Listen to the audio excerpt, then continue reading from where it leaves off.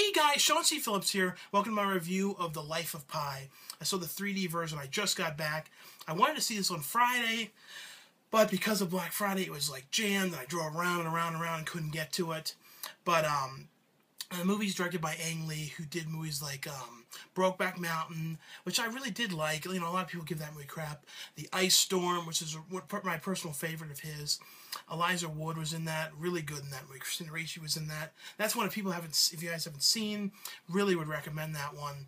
This movie, though, was about well, it starts off with a guy coming to see the main character when he's an adult, because he's heard that he has this great story about when he was a kid, when he was a teenager, and he's a writer, and, his last book, he was writing it for 2 years, threw out the idea, and was kind of hoping that this guy's story would inspire his new book.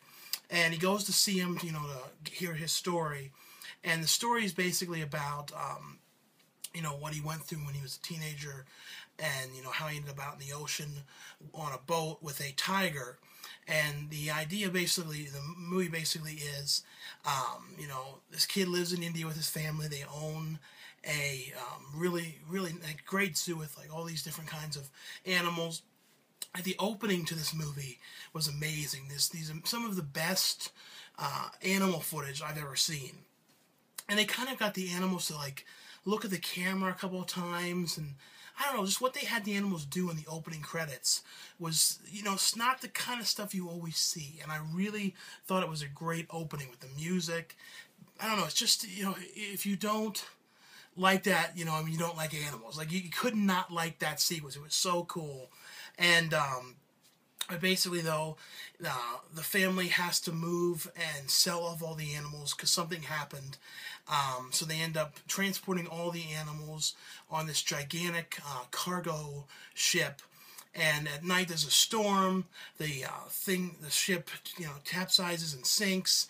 And the main kid ends up on a boat with him and some other animals and the big tiger. And the tiger plays an important part in the beginning of the film as well. Don't want to talk about all the details of this, but it's a very, this is one of those kind of movies too, that, the visual effects and 3D were made for this kind of a movie. This is the kind of movie that's made to be seen in 3D. Really adds to everything, like the whole environment with the ocean, like this, the CGI in this. And I'm somebody who's kind of mixed feelings about CGI, but it really worked what they used in this. Like this kind of movie, if you tried to make this movie, 20 years ago, you could never make it like this with the kind of stuff they had. And you just wouldn't be able to make this kind of a film. But if you're up in the air about seeing this, because the trailers for the movie have kind of made it look like it was just a guy on a boat, and it didn't really show too much about the movie. There's a lot more to it, a lot more deeper meaning and things like that to the movie.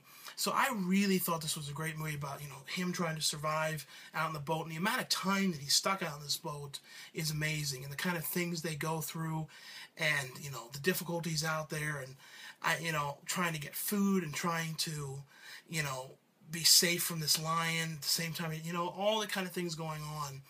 I just thought it was so well done.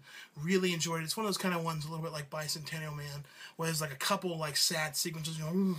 There was a lot of those kind of, but in the end it has a, I don't want to say anything more, but it really was very well done. I ended up liking it a lot more than I thought I was. Would highly recommend you all check this one out.